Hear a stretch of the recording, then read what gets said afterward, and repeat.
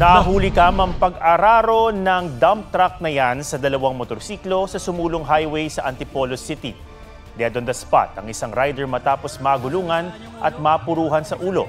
Ang isa pang rider naputulan ng dalawang paa. Sugatan naman ang kanyang angkas matapos tumilapon. Ayon sa investigasyon, nawala ng preno ang dump truck.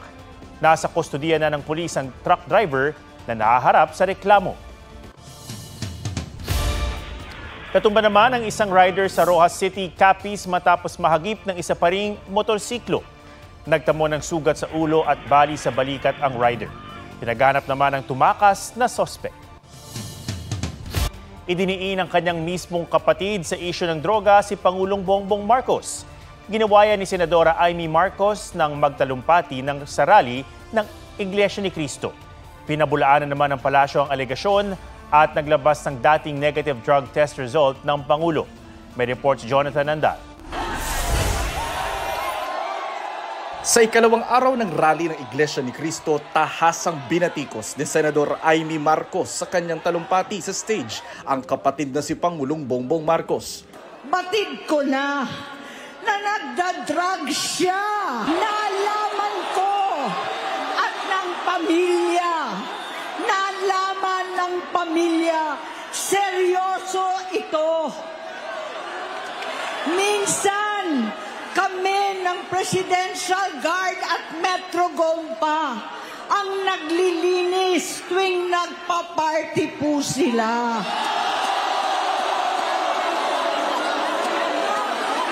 Namuhay kaming magkakapatid sa ibang bansa. Kami-kami lang.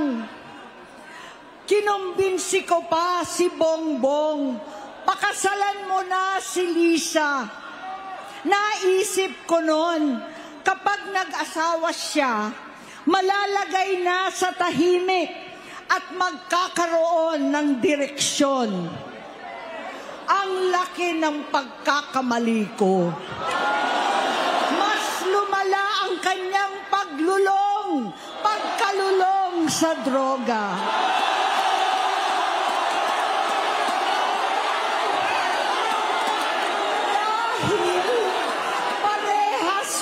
Silang mag-asawa.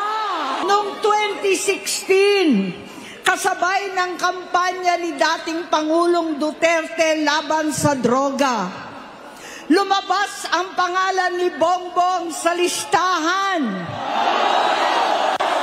Nakasama siya sa listahan ng mga celebrities. Masinsinan kong kinausap si Pangulong Rodi. Halos manikluhod ako. Sinabi kong ayon sa kapulisan, dapat usigin ang mga pusher at saka na lamang sagipin ang mga user. Naligtas si Bongbong. Alam naman natin na nagkaroon na ng drug test nung pangbago mangampanya ang ating Pangulo. Gusto ko pong ipakita sa inyo para po maalala nyo muli. Ito po, November 25, 2021, na may mga pagbintangan gumagamit di umano ng droga. Mismo, at that time, hindi pa po Pangulo. Si Pangulong Marcos Jr. Siya mismo ang nagboluntaryo para magpa-drug test. At sinasabi po sa drug test na to ay negatibo. So ano ang dahilan ng desperadong galawan ni Senator Amy Marcos laban sa sarili niyang kapatid at pati kay First Lady, kundi makapanira lamang? Walang basihan kung totoong makapilipino ka at totoong makabayan ka, Senator Amy. Tumulong ka sa pag-iimbestiga. Dapat na ma-pinpoint, dapat maituro kung sino talaga ang sangkot sa korupsyon. Huwag mong sirain ang kapatid mo. Hindi ito ang issue ngayon. Matagal ng issue to, pero since wala kayong makita sa Pangulo na anumang issue ng korupsyon, kung saan nyo dinadala ang issue. Nakakahiya, Senator Amy. Nakakahiya. Kaugnay naman ang sinabi kahapon ng Duterte supporters na nagtipon sa Plaza Salamanca na hindi sila pinayagang makisali sa INC rally dahil sa mga banner nilang BBM resign. Ayon kay INC spokesperson na si Ka Edwil Zabala, welcome sumali sa kanilang rally ang lahat basta hindi sila lilihis sa panawagang transparency, accountability at justice. Hindi tayo sang-ayon sa revolutionary government. Hindi tayo sang-ayon sa kudeta. Hindi tayo sang-ayon sa snap election. 3 araw dapat ang INC rally pero tinapos na ito ngayong ikalawang araw. Ayon kay Zabala, hindi na kinailangan ng 3 araw para maiparating ang mensahe nilang nananawagan para sa hustisya, accountability, transparency at kapayapaan. At ayon sa NCRPO, generally peaceful din ang ikalawang araw ng INC rally. Sa day 2 naman ang protesta sa People Power Monument, bukod sa mga miyembro ng United People's Initiative ng mga retiradong sundalo, may mga dumalo ring politiko. Ipinakita sa kanilang programa ang mga video ni dating Congressman Zaldico na nagdidiin sa papel umano ni Pangulong Bongbong Marcos at dating House Speaker Martin Romualdez sa katiwalian sa flood control projects. Hindi raw bibigyang dignidad ng Pangulo ang mga alegasyon ni Ko, habang si Romualdez naniniwalang walang bigat sa korte ang mga sinabi ni Ko at malinis daw ang kanyang konsensya. Jonathan Andal nagbabalita para sa GMA Integrated News. Bago ngayong gabi, sugatan ng isang babaeng rallyista matapos mabagsakan ng drone sa People Power Monument sa Quezon City. Ayon sa mga otoridad, tinamaan sa ulo ang biktima. Agad siyang binigyan ng paunang lunas. Inaalam pa kung sino ang may-ari ng drone na kinumpiska na. Nag-resign ng 3 matataas na opisyal ng Administrasyong Marcos dahil daw sa delikadesa. Kabilang dyan si Executive Secretary Lucas Bersamin na papalitan ni Finance Secretary Ralph Recto. May report si Ivan Mayrina. We reject any insinuation. Nag-resign sina Budget Secretary Amenah Pangandaman, Executive Secretary Lucas Bersamin at ang kanyang kaanak na si Presidential Legislative Liaison Office Undersecretary Adrian Bersamin. Tinanggap na ni Pangulong Marcos ang kanilang resignation. Out of delicadeza, after their departments were mentioned in allegations related to the flood control anomaly currently under investigation, and in recognition of the responsibility to allow the administration to address the matter appropriately. Sinusubukan pa ng GMA Integrated News na kunin ang panig nilang 3. Matatanda ang sa video na inilabas noong Biyernes, si Pangandaman ang itinuro ni Zaldico na nagpaabot sa kanya ng umano'y utos si Pangulong Marcos na magsingit ng 100 billion pesos sa 2025 budget. Nakumpirma raw ito ni Ko kay resigned Undersecretary Bersamin. Nauna nang itinanggi ni Pangandaman ang akusasyon ni Ko habang kinukuha pa namin ang panig ni resigned Yusek Bersamin tungkol dito. Pagtitiyak na Malacanang, hindi lusot sa investigasyon ang mga nagbitiw na opisyal, maski ang Pangulo. Ang sabi po ng Pangulo, walang exempted sa investigasyon. Does that statement also apply to him? Of course, wala naman talagang dapat na exempt. Pero ang Pangulo, alam niya po ang kanyang ginagawa, alam niya po kung bakit niya pinaimbestigahan at pinangunahan ang malalimang pag-iimbestiga na ito. Ang inanunsyo naman kapalit ni Bersamin bilang Executive Secretary ay si Finance Secretary Ralph Recto na dating kongresista at senador. Ikinagulat daw ito ni Recto at hindi pa personal na nakakausap si Pangulong Marcos. It was announced, a surprise, yeah, but work has to continue. Essentially, I think the role of the ES is just governance. So taong bahay ka doon. How do you make improve government services, get the departments to move faster, ensure that we follow the Philippine Development Plan. So palagay ko yun yung role natin. Inanong si Recto kaugnay sa pagbibitiw ni Pangandaman. Hindi po giving credence to Zaldico? No, I don't think so. She is giving the president the free hand to investigate all the departments. Nasurpresa naman sa pagbibitiw ni Pangandaman ang tatayong OIC ng Department of Budget and Management na si Undersecretary Rolando Toledo. Nanginginig pa nga ako ngayon. I was told only before she leaves, she will attend something and lead some meeting. So I was told na ako daw pinadala niyong pangalan. No official communication has been sent yet, so I don't know what to answer your questions. Pero sir, are you ready? Matagal tayo sa government. Samantala, ang papalit namang Finance Secretary ay si Presidential Advisor for Investments and Economic Affairs, Frederick Go. Ipinagpapasalamat daw niya ang patuloy na pagtitiwala at kumpiyansa sa kanya ng Pangulo at tiniyak na buong kanyang commitment sa pagsusulong ng paglago ng ating ekonomiya. Ivan Mayrina nagbabalita para sa GMA Integrated News. Sa isang pahayag, sinabi ni Pangandaman na nagbitiw siya dahil nais niyang i-uphold ang integridad ng serbisyo publiko. Binatikos ni Vice President Sara Duterte ang Administrasyong Marcos na anya'y nahaharap umano sa crisis of confidence sa gitna ng kaliwat-kanang protesta kontra korupsyon. The President now faces a profound crisis of confidence, especially in the way these corruption investigations are being handled, which appear to lack both direction and resolve. We also seek clear answers on how a budget that deprived Filipinos of billions and billions of pesos was approved under his watch.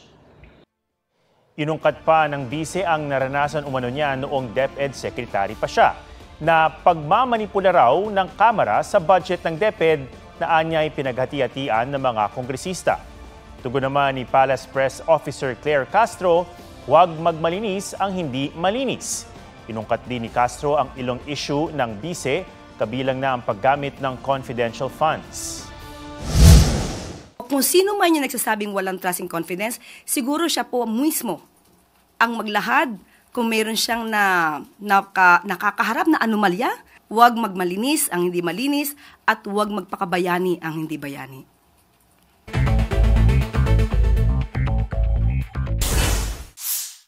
Developer ng Monterrazas de Cebu, pinabulaanan ng mga paglabag na pinuna ng DNR. Wala umunong katotohanan na nagputol sila ng mahigit 700 puno. Kinikilala nila na may pagbaha sa paligid ng proyekto pero ilang kilometro raw ang layo nito sa mga lugar na pinakamatinding binaha. Iba rin daw ang drainage basins at natural waterways ng mga lugar na ito. GMA Network Incorporated Chairman Attorney Felipe L. Gozon ginawaran ng Malabon Medal Badge Lifetime Award bilang Most Outstanding Citizen. Para kay Attorney Gozon, isang malaking karangalan ang pagkilala.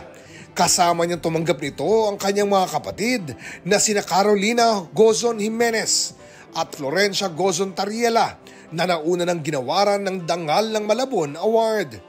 Ayon sa Kasama Incorporated na nag-organisa ng event, kinilala si Attorney Gozon dahil sa kanyang matatag na paninindigan sa katotohanan at pagsusulong ng responsableng pamamahayag sa pamamagitan ng pamumuno sa GMA Network Incorporated.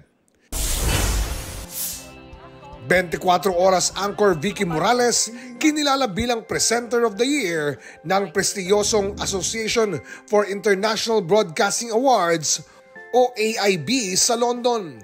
Kinilala ang husay ni Morales sa paghahatid ng pinakasariwang balita at pagsilip sa kalagayan ng mga pinakamaliliit nating kababayan. Wagi rin ang The Atom Araulio Specials Pogoland ng Best Documentary sa kategoryang Domestic Affairs. Tinalakay nito ang madilim na mundo ng Pogo na ginamit bilang scam hubs at human trafficking dens. Oscar Oida, nagbabalita para sa GMA Integrated News.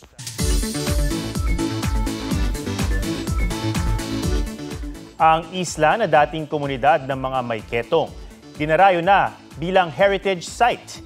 G tayo sa Culyon, Palawan kasama si Oscar Oida.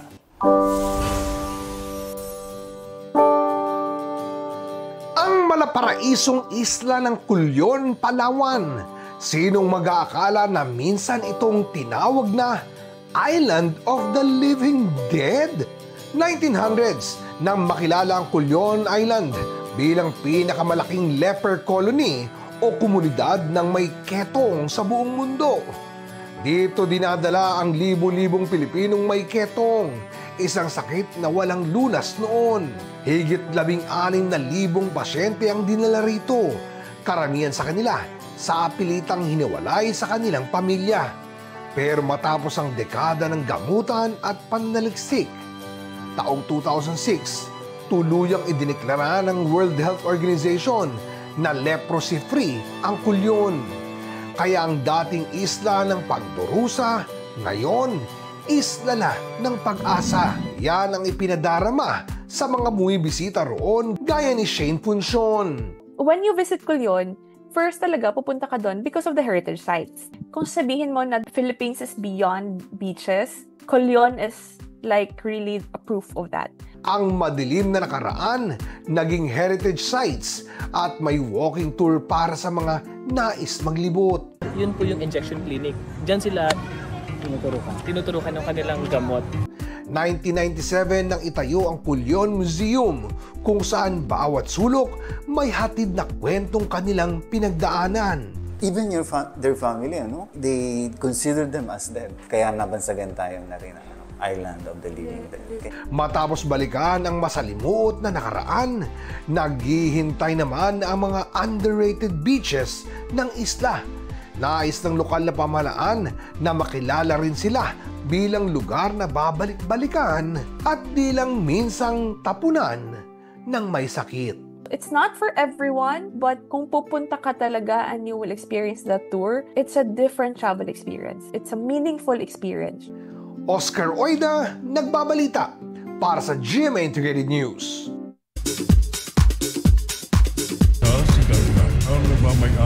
Tom Rodriguez papasok na rin sa Encantadia Universe. Siya si Gargan, ang bathala ng kadiliman, kaguluhan at pagkawasak. Ang kanyang pagdating, mitya ng pagkasawi ng isang mahalagang tauhan para sa mga Encantado.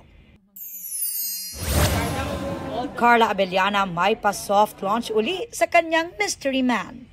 This time, nireveal na niya ang dalawang kamay nito. Resting on his lap naman ang kamay ni Carla. Last August, kinumpirma ni Carla na she's starting to date someone. Pope Leo XIV kinilala ang ambag ng pelikula sa paghahatid ng pag-asa.